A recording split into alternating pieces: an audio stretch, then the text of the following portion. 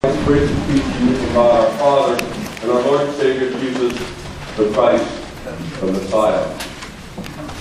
Well, you know, things have changed around our dinner table. I don't know about yours. In our household, things have really changed in the last, I don't know, 5 years or so. We moved here from Canada almost 10 years ago now. And we bought this big old rambling house because our sons had a rock band and they needed a place to rehearse, and I wanted to be away so I wouldn't be disturbed. And so we found a place on the upper floor, put thick padding on it. We got a stick, what do you call that thing you put under a rug, like under something? No, that thing. We put a stick as we could underneath and fairly cheap rug on top. But just so we couldn't hear them, so that worked kind of good. And then we got to make sure we have 4 young adults, and they kind of needed their own space, they were into their own thing, and they were traumatized by the move, and we're going, well, we better make sure that they have, space to live and reorientate themselves and all that kind of stuff. I guess they're, 14 or 15 years old up to 21 or something, so, pretty vulnerable age.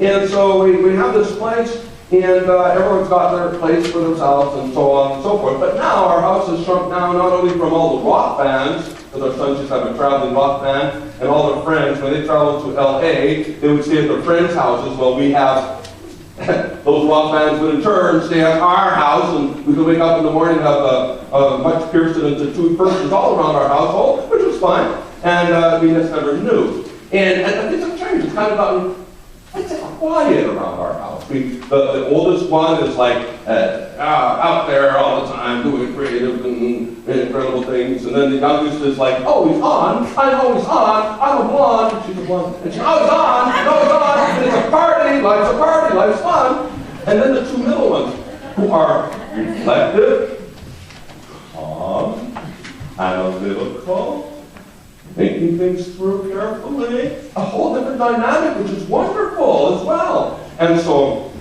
they sometimes look at us and say, Mom and Dad, do you like us as much as the youngest and the oldest? We're quiet. And we say, yeah, it would be nuts if you were all the same. We love you guys. And so, anyhow, it's kind of quiet. But around our kitchen table now, the talk isn't so much about rock bands and interviews with Rolling Stone and the latest video they had on TV and the next tour. It's about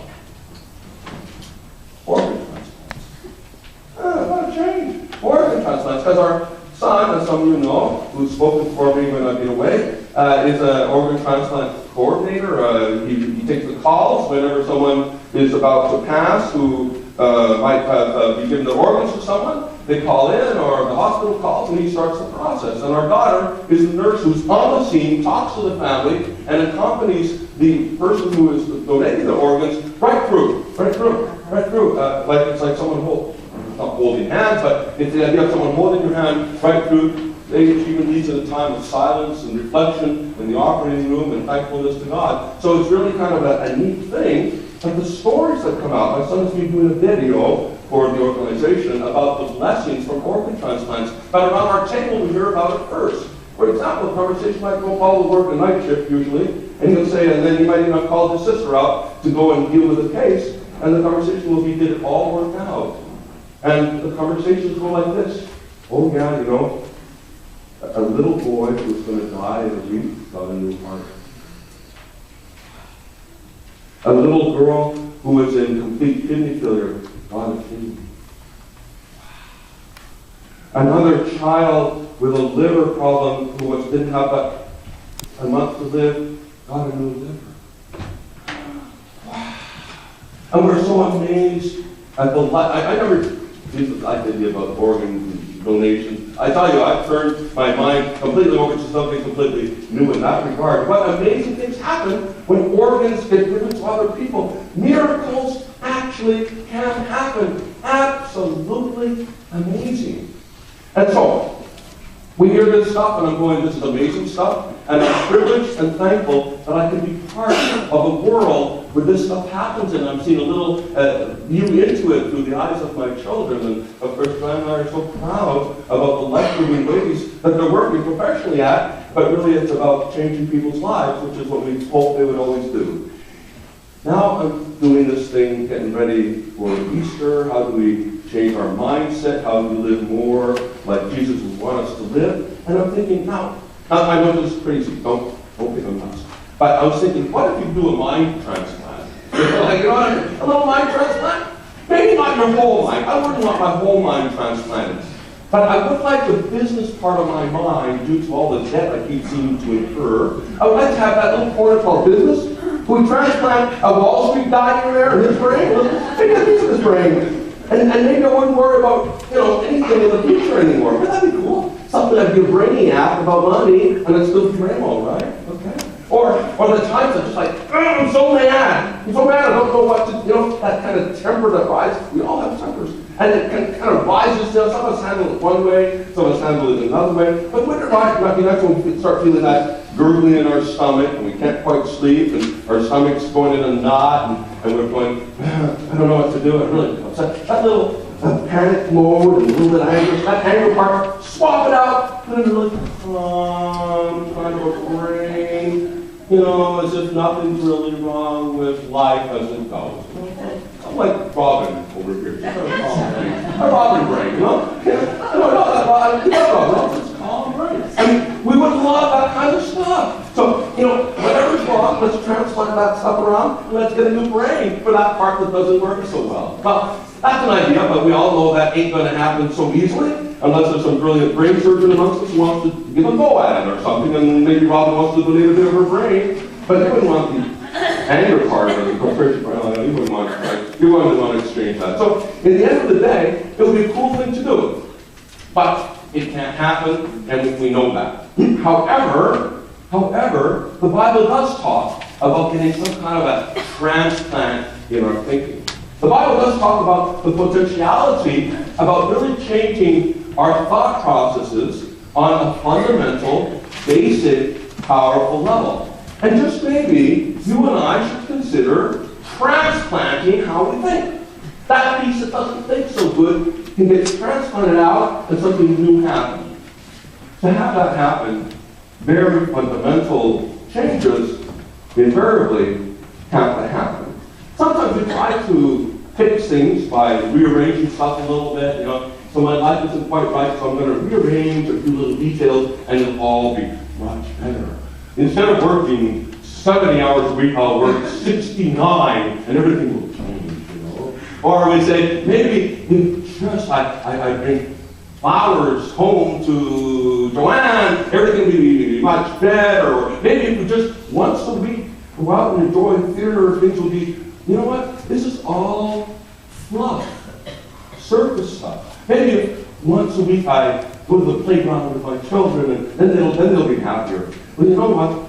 Really, it's more fundamental than that if we're going to have some real changes in our lives. If we're really going to change how our lives work, it has to get more basic than that.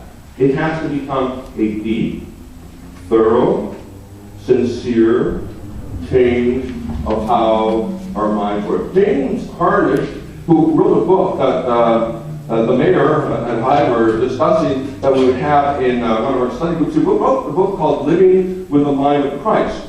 It was a really neat little study book that he had, but one of the things jumped out of the page to me, and he said this: the Christian life is not about little changes here and there. It's about a radical reorientation of the way we think that results in a radical change in the way we live. Let me say it again. The Christian life is about a radical reorientation of the way we think that results in a radical change in the way we live. Playing around on the edges is not going to do it. Doing a little fixing here.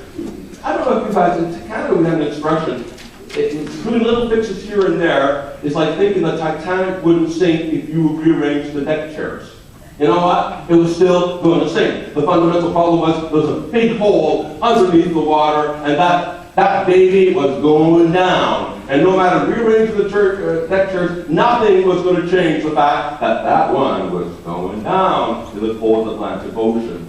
You see, so important to know that rearranging the deck chairs is not going to make the difference. Rearranging something fundamental is what's going to make the difference in our lives.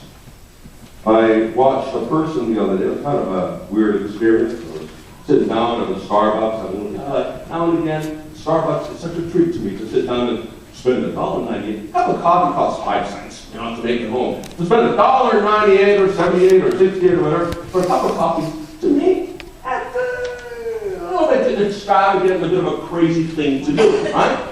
Of course, I come from a working class background where you had a lunch pail and a coffee thermos to work with you, and you do not fitter away a nickel, right? Not even a nickel. And so, anyways, as a Starbucks, I'm like, ooh, that feels pretty good. You know, it makes you feel like a big shot. You sit there, you got your own table, all you spend is $1.78 for a cup of coffee. You got your little world, people are working on computers. I was sitting there, and I was watching this scene. I kind of enjoy watching people, and then I was, I'm always thinking about my sermon. Like I start probably around 12:30 today. I'm going to start thinking about next week's sermon, right? It's kind of a whole process through the weekend. It was earlier this week, and I'm sitting there, and I'm enjoying this cup of coffee and relaxing, and then I notice something. This gal comes in, and she looks at the situation, and she's got a bag, and she's got her coffee and her orange juice, organic, health food, whatever, and it looked very healthy, whatever she was going to do.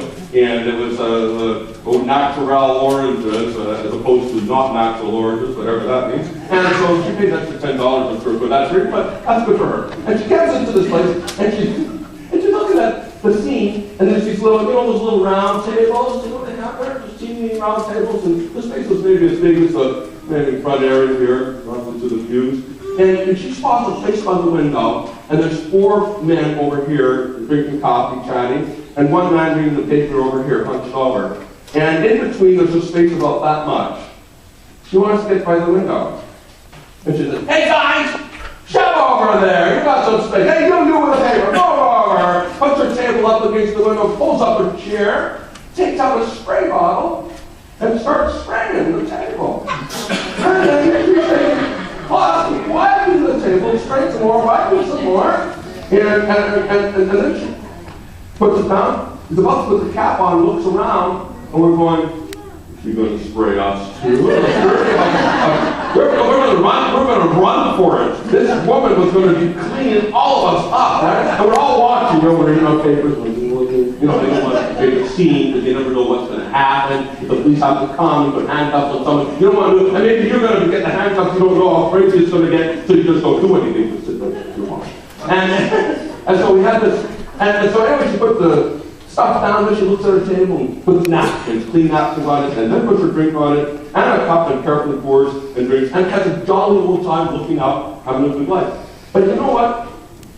Doing the surface stuff might have felt very good to her, but I would say that some fundamental things still did not change in what she needs to do. And think about it, it was an excessive reaction to a circumstance, I thought. And in the end of the day, we often do excessive reactions to our circumstances. And really, that great reaction to some small circumstance in our life doesn't really fix it. We can't really fix the stuff by the surface things. The change really requires something deeper.